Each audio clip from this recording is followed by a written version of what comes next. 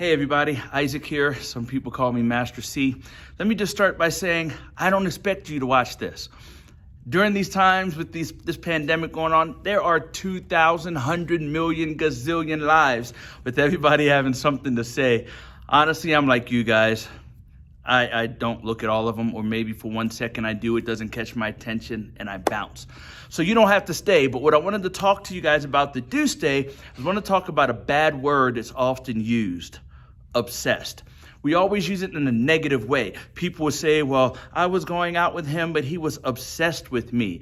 Or she was obsessed with my money. Obsessed, always in a negative way. Well, guys, I was talking to someone from way back when, and they were talking to me about, man, you never went to your proms. You went to very few school dances. You didn't go to homecoming. I didn't want to go to my graduation and was forced to go to that. And they're like, but Isaac, you missed so much of your childhood because you were obsessed with the martial arts. So they were bringing it back to me as a negative thing. And I said, wait a minute. Obsession is not necessarily a bad thing.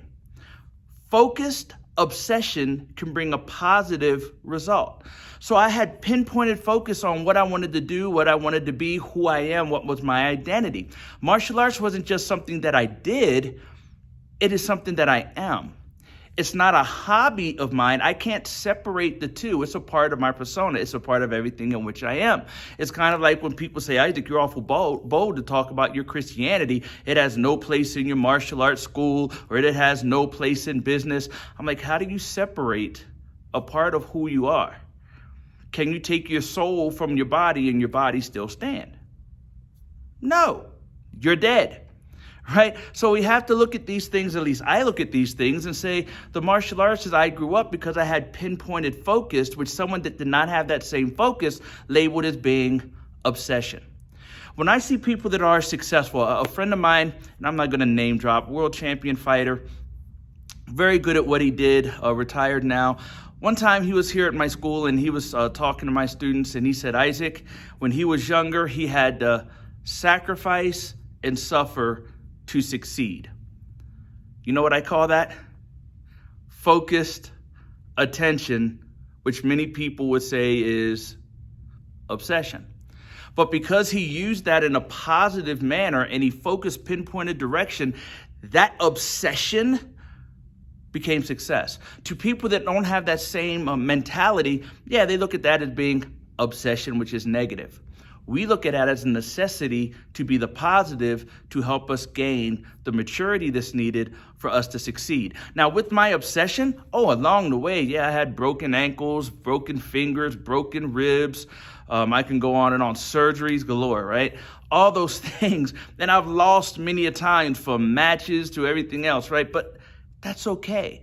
My obsession, my desire, my pinpointed objection, or my pinpointed goal that I had set, it didn't sway based upon a momentary thing that happened in my life that could be looked at as negative. When I didn't get a black belt, okay, I failed the test. Negative experience, positive result, because it helped me to fuel what I needed to do better to get that next rank next time. When I didn't get rank in the military, failure. But then I looked at it and said, what could I do better? So that temporary setback was a positive thing that gave me a result because I knew I had to change some things. See, a lot of people in life never will become successful because they say, well, that's just not me. Well, what are you saying? Successful is just not me. What I'm saying is they're saying, if I need to do this to gain that, then I'm not going to do it because that's not me. Then stay who you are, broke, full of excuses, full of resentment, angry. Not angry so much at themselves, but angry at others because they have something, success, that the other person feels like they deserved. Well, how do you deserve it if you were never obsessed with obtaining it? So I think we have to take the definition of what some people, I say the weak people, put on obsession, and we have to change that around and make it a positive thing. Now, look, I'm not saying that if someone is stalking you, they're obsessed with you. Isaac, are you saying that's a positive thing? Guys, don't get it twisted. Don't get it twisted. I'm talking about your success or lack of success. is based upon your obsession with doing what needs to be done, not maybe what you want to do, but doing what needs to be done to take the steps, to climb the ladder, to trip and fall back down that ladder, to begin all over again, to again fall down, to begin all over again. Because my focus, my pinpointed obsession allowed for me to continue on when others said, you don't have to do that, Isaac. Yes, I do. And you know why? Because it's a part of me. It's who I am. You don't separate it. So, in wrapping this up, what are you obsessed with?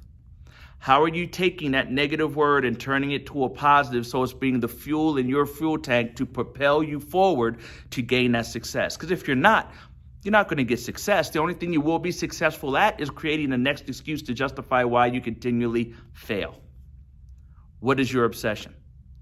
Have a little homework, guys. You can write down your goals, what you want to be in life, where you want to be 6 months from now, 12 months from now, 3 years, 5 years, 10 years, 20 years. Write that down as your goals where you want to be. But then give yourself a shocker. Ask yourself, am I today where I thought I would be a year ago? Why not? Am I today where I thought I would be 3 years, 5 years, 10 years ago? Why not? Am I today where I thought I would be the day that I graduated high school? Why not?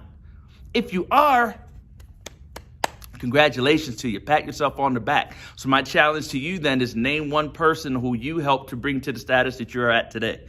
Because then your success to maintain success is not based upon where you are, but how many you chose to bring up with you. So you succeeded for yourself, but you failed in impacting the rest of society. Are you obsessed with that? Guys, thanks for joining me today. Again, write down your goals. What are you obsessed with? And what are you going to use that? How are you going to use that obsession to obtain your success in the future?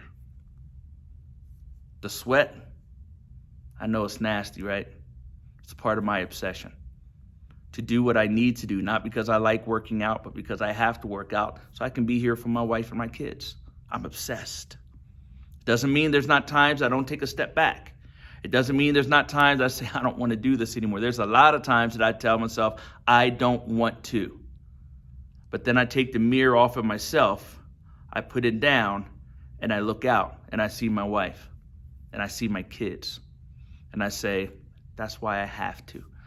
Because my life is not always about what I want. It's about what I need so I can take care of those people whom I love, my family. Become obsessed. See you later.